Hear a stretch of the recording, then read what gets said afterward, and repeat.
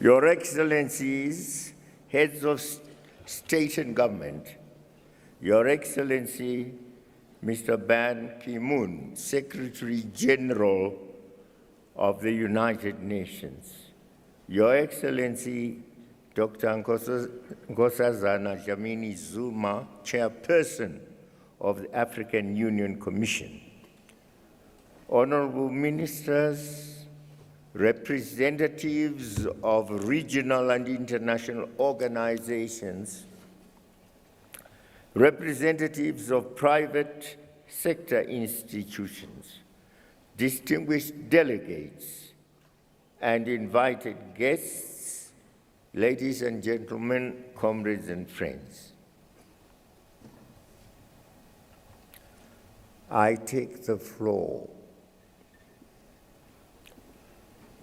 after the representative of Palestine has made a speech, wailing speech, crying speech.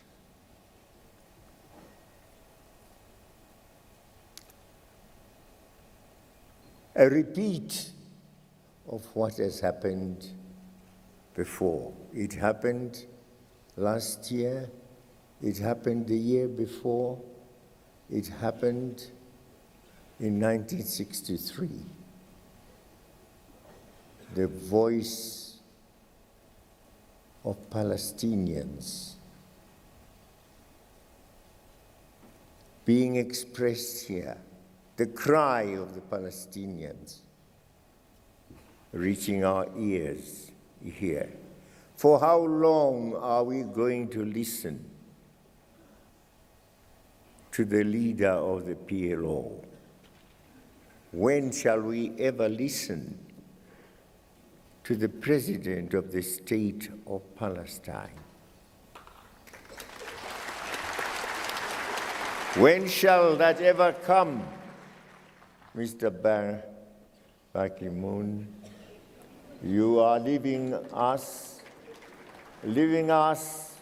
before the settlement of the people of Palestine. They are not settled yet. They are in a state which belongs, I don't know to whom, not free. Some other people building homes in what is supposed to be their state. Almost every day, someone is killed or disturbed or arrested. When shall this ever cease? All of us here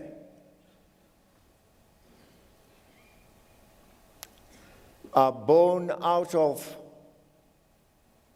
the struggle for our elders.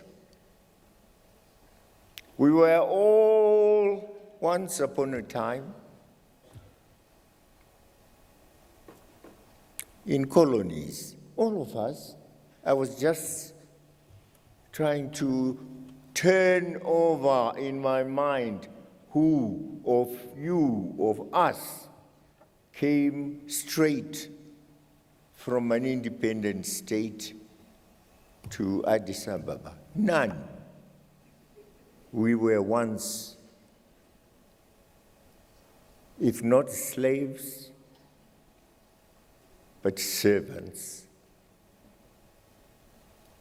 of colonialists, servants of imperialists, colonized people, disadvantaged people. Today, yes, we may say, we are free, but our ancestors were not free.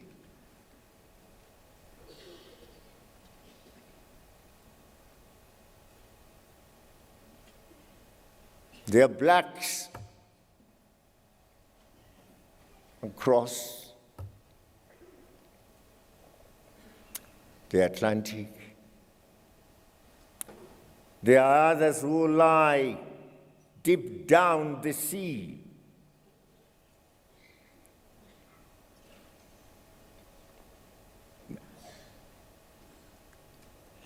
Skeletons have vanished.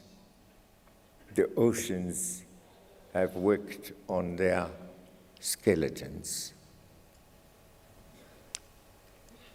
Our forefathers, as they were being dragged, going across.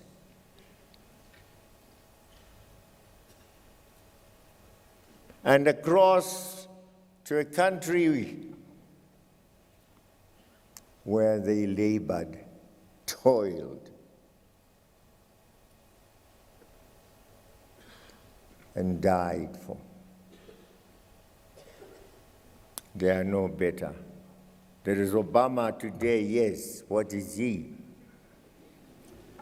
What is he? A voice is made to speak their language, to act their act. And not our act, but their act. They are still superiors. The blacks go to Harlem. When you're in New York, you'll shed tears. Today, there is no education for all, no health for all. Blacks in the streets.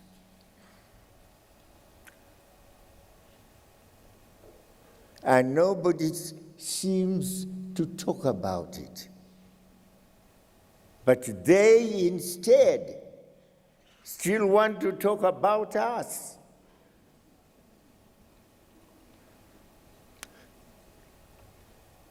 They are everywhere in Africa,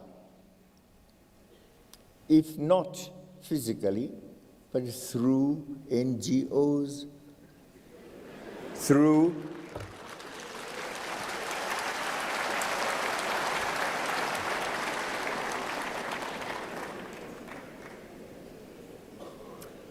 spies, through pretenders who come to us and say they are here in Africa to assist us. Even in groups, armed groups on some of our territories.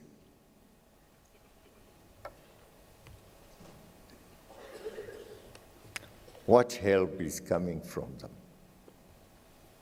Regime change.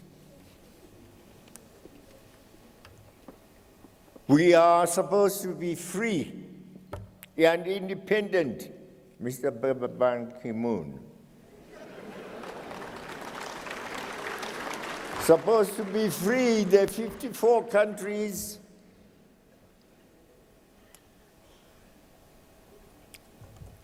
We come to the United Nations, it's ceremonial. Every year, September, we are there. We pay lots of money to go there. And to the General Assembly, we make speeches, we go back home, year in, year out. But the bosses in the Security Council say, you shall never have the powers that we have as permanent members. And we have asked and asked and asked, and asked and asked. Reform the Security Council.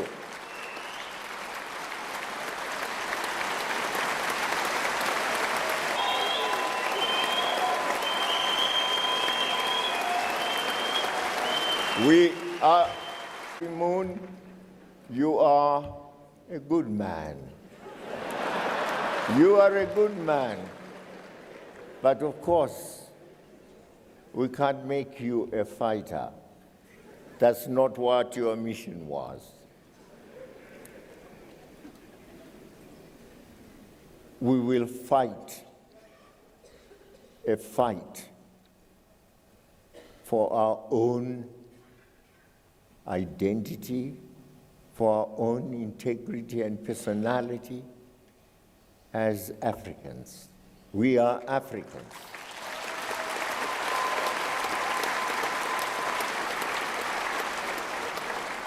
If we decide, as we shall certainly do so one of these days, that down within the United Nations, we are not members of it, others are real members of it, we are artificial members of it, and we can't continue to be artificial members of it.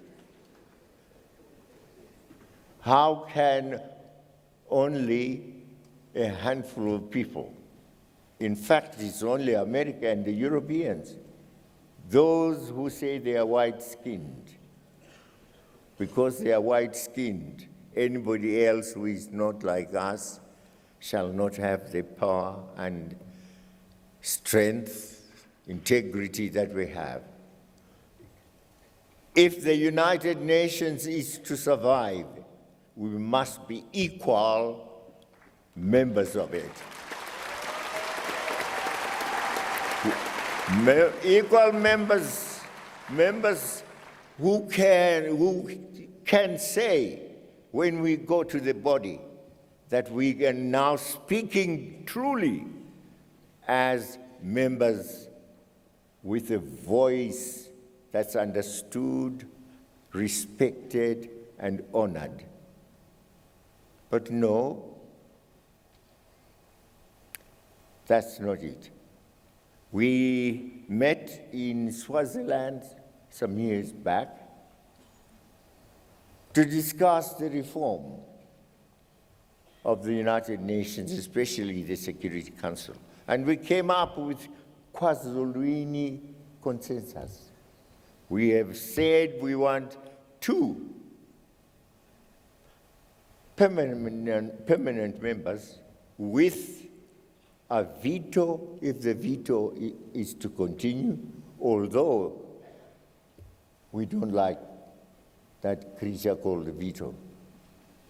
But if the veto is to be retained, those members must also have the veto. If the veto is to be abolished, fine. They shall be like others. But no, 2 members, 54 countries here. This is the body of respected people, the body of Africa.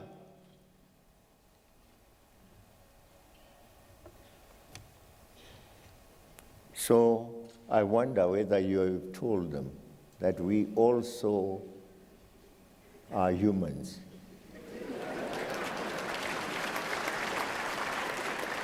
Tell them that we are not ghosts, that we also belong to the world, and the world part of the world called Africa. And Africans shall no longer tolerate a position of slavery. Slavery by any other name, by denial of right, slavery by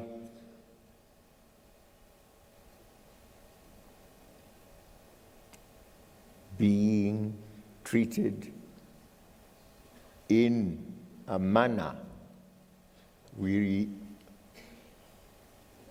regard as not equal to the manner in which they treat themselves.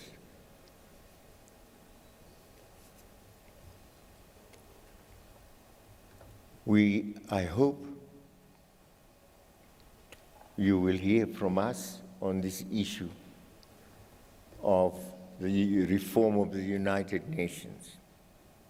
But you have done a good job for us You have visited our countries, you have wept with us where disease has visited us, whether it was Ebola or some other, where calamities have occurred, where fights have taken place, where terrorism also has affected us. We thank you for that concern as a human being. And so that distinguishes you from others. Of course, you don't come from those countries. We know where you come from. Your Excellencies, it is my honor and privilege to express profound gratitude to the government and people of Ethiopia for the traditional warm reception extended to us since our arrival in Addis Ababa. We are very grateful for the excellent facilities placed at our disposal, which should no doubt inspire us to a successful 26th ordinary session of the Assembly of the African Union. Your Excellencies, in line with our aspiration to silence the guns by 2020, matters of peace and security were high on our agenda in 2015. Despite new and recurring challenges, our continent witnessed some notable successes, and overall, there was political stability. Notwithstanding the spirited attempts to derail transitional processes by negative elements in Burkina Faso and the Central African Republic, the people of these two brotherly countries remained resolute and committed to constitutionalism. To them we say congratulations and well done. May I also congratulate several AU member states which in 2015 successfully held parliamentary and presidential elections. Once again, we have amply demonstrated that Africa has come of age and that democracy is alive on our continent. The ongoing conflicts in South Sudan, Libya, Burundi, Democratic Republic of the Congo, Somalia, and others remain a source of concern for our organization. Even there, we have of late witnessed some glimpses of hope for peace which deserve our support. While we need to redouble our efforts in search of peace, peaceful solutions to these conflict situations, we at the same time urge our brothers and sisters in the affected member states to put the interests of their countries above all other considerations and give peace a chance. Terrorism has become a major scourge and challenge in many parts of Africa, thus negatively affecting the peace and safety of our people. This evil phenomenon threatens to reverse the gains made in the integration and development of our continent. The challenge for us all is to combine our efforts to fight and defeat terrorism in all its manifestations. Your Excellencies, the creation of the African Peace and Security Architecture amply demonstrated Africa's determination and commitment to ridding the continent of conflict and instability. Central to the AU security architecture is the African Standby Force and its rapid deployment capability. The success of Amani Africa 2 field exercises, which were held in South Africa in October-November 2015, means that we now can deploy the Africa Standby Force as a tool for conflict prevention. This should be no doubt a big step towards the goal of silencing the guns by 2020. Your Excellencies, the Agenda 2063 and the first 10-year plan mark this giant step towards the Africa we want. But the Agenda 2063 is only a first step. Much more remains to be done for our vision to become a reality. We therefore need to collectively work with a sense of urgency to finalize the funding, follow-up, and monitoring mechanisms so as to enhance the successful implementation of our plan. In this regard, we look forward to the consideration by this Assembly of the progress report on the implementation of